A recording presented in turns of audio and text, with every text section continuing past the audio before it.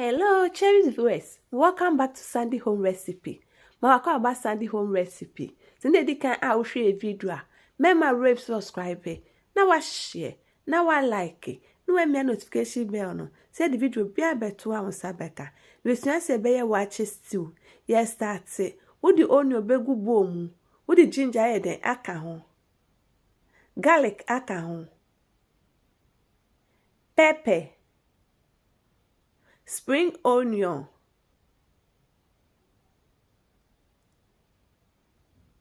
Bell pepper.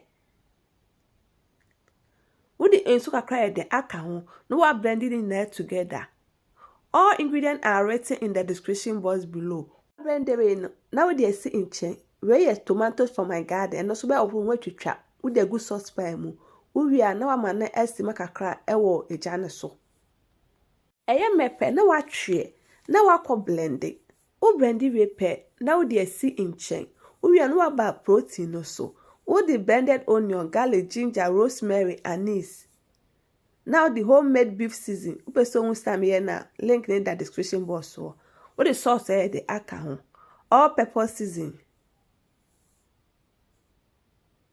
Now the sugar cry the aka one mixing in there together.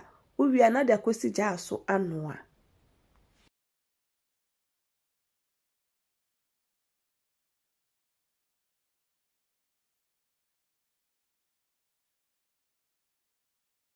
Oh, na wabjes na wanu say ni na abempe.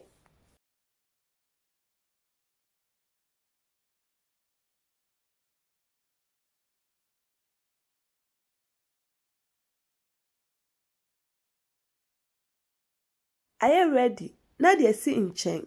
No about fish in so. We medicate to try room with beer. What the fish is the begun. Any salt to taste. One mixing in there together. We just see up for 20 minutes.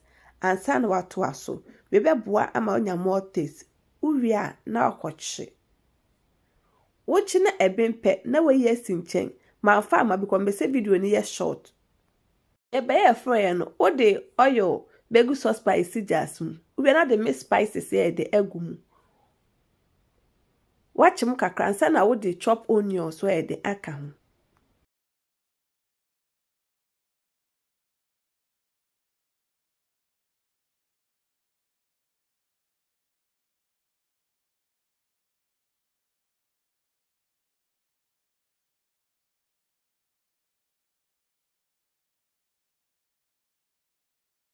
Emra would the onion no eguma in watch kakra now the blended mixture na we see one no share the egumu. No one no said the enche. Watch pepper Mr. Kakan we now the tomato paste egg then also watch him kakra and sana would the other ingredients in the betuaso.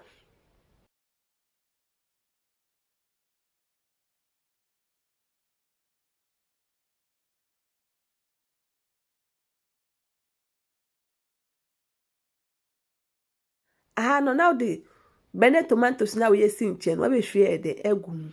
No wakoso e de enum we jamane si so e ko sistema beben batem bia e se wonum se de ase de enhye na eja no so ulo ne kakra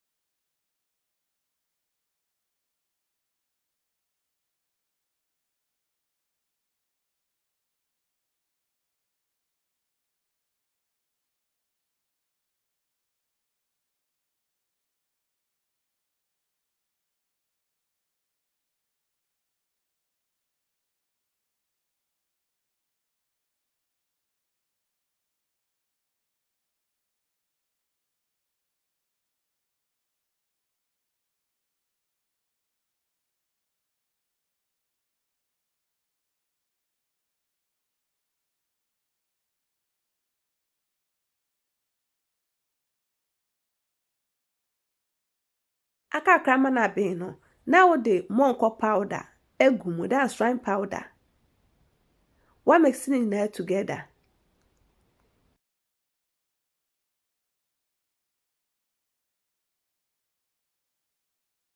with the still spices where the egum Salt to taste.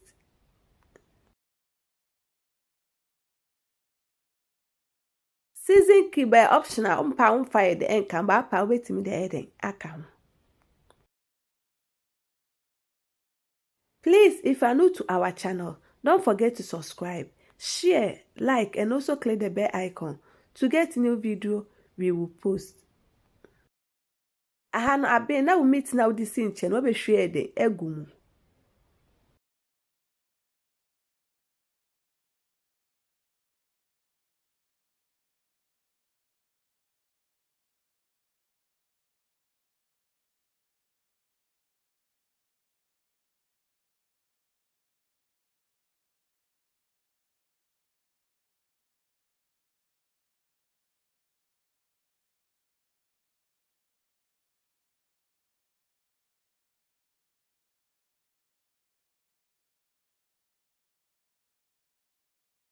Uwo onion pepper na udi egu mu for garnishing.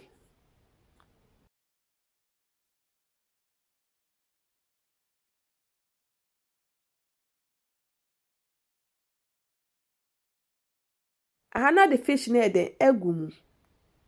Yep, macho se na di kan a hwe video a. Mema we subscribe. Na wa share, na wa like. Na wa mia notification bell no. Say the video bia beto wa hunsa beka. Uwi na udi o egg na de egu mu. Me yes still na me taste it. It tastes really nice. You will love it if you give it a try. Inti hana are you ready? Na wa try, na wa serve it to Waakye. Now this is our Waakye stew recipe. Please like this video and subscribe to our channel. Thank you so much.